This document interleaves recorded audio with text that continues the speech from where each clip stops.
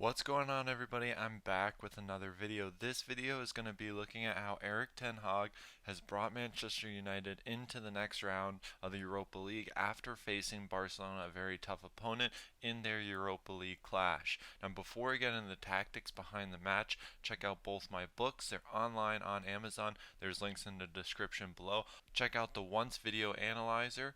That's the program I'm using to make this match. It's in the description below. Be sure to check it out. And finally, check out my tactics course, also in the description below. And let's get right into the match analysis.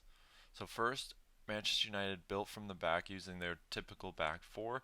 We saw Erik Wan-Bissaka stay a little bit deeper, and on the left side they had a little bit more freedom to go forward, creating an overload and attracting pressure from this right hand side.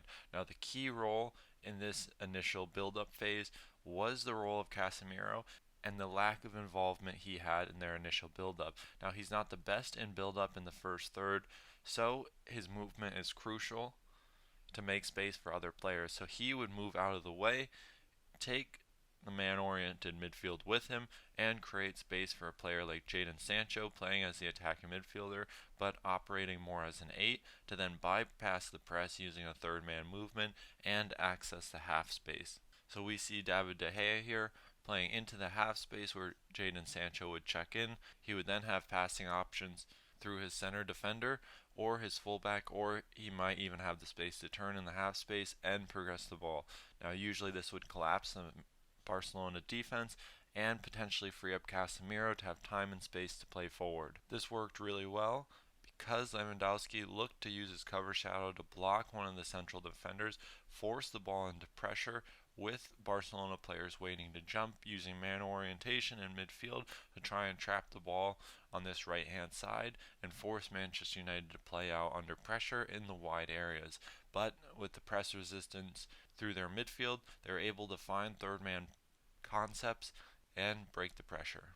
Now going higher up the field, Lisandro Martinez goes forward in the half space on the left hand side, covered by Varane, giving him support on the back angle. And now we see the fluidity from Manchester United and how versatile they are. So with Jadon Sancho in the midfield playing more as an 8 or a 10, he can fan out in partnership with Luke Shaw very well. Luke Shaw often inverted between the lines, playing as an inverted fullback as more of an 8 position, with Marcus Rashford partnering with Bruno Fernandes, making runs in behind and alternating their position to then cause Barcelona some problems and cause this back four some problems. So Manchester United were well equipped to change shape and switch between a single and a double pivot, especially in the final third of the field.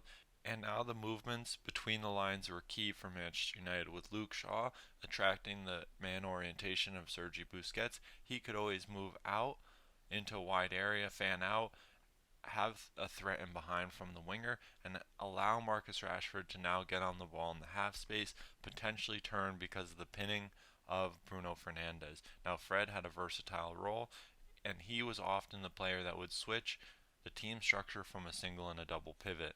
Now Barcelona looked to defend with a back four, but their man orientation often dropped wingers and forced them to defend deeper in line with their back four. So now the responsibility of man orientation fell on Sergi Busquets and Frenkie de Jong, playing as a double pivot in the defensive phase. So what would happen is the space between the line would become very compact, not allowing Manchester United very much room. So that's why we see constant threats in behind to try and manipulate this back four and push them back. But by limiting the space, it prevented a lot of breakdowns through the middle and forced Manchester United to go through wider areas.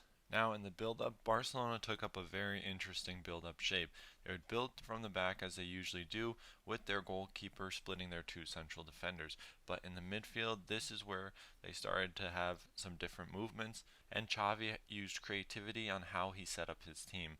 So in the midfield, we see the starting shape be a midfield diamond with 4 players. Now this diamond would often go and form an asymmetric midfield box, with Frenkie de Jong in the left half space, often coming deeper. We'd see Sergio Roberto play more between the lines as a number 10, balancing the team and adjusting his position based on his right-sided midfield partnership, allowing Barcelona to go from a midfield 4 in a diamond shape to a midfield 4 in a box shape.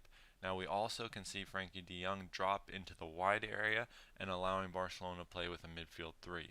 Now Manchester United dealt with this in a 4-1-4-1 or a 4-2-3-1, depending on the man orientation of Fred and his man orientation against Frankie de Jong, trying to prevent Frankie from getting on the ball. So we see the line of four just behind Marcus Rashford, pressing the initial build-up and forcing them to one side. Casemiro's left as the deepest midfielder, just in front of the back four, who go all the way into the wide area and are tasked with defending these very aggressive fullbacks from Barcelona.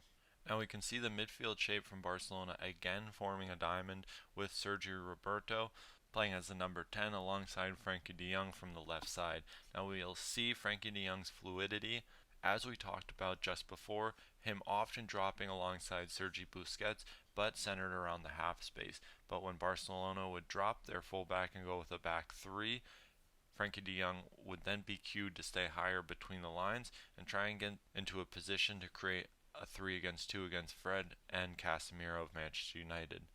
Now Busquets' role also very crucial for this Barcelona side in connecting the defense to the more advanced options. The wingers would create width, trying to create breaks in their back four for underlapping runs and space between the lines for this Barcelona team. Now we see the front three from Manchester United playing very aggressively, getting in positions to press the ball and try and force Barcelona to play long and deny them passing options into the midfield. This is where Casemiro and Fred's role was crucial because of Sergio Roberto playing as the number 10 between the lines, often free. They had to use the cover shadow of Sancho and use their man orientation to split access to these three attacking midfielders that Barcelona implemented. But this is where we're going to wrap up the video. Hope you guys enjoyed it, and I'll see you in the next one.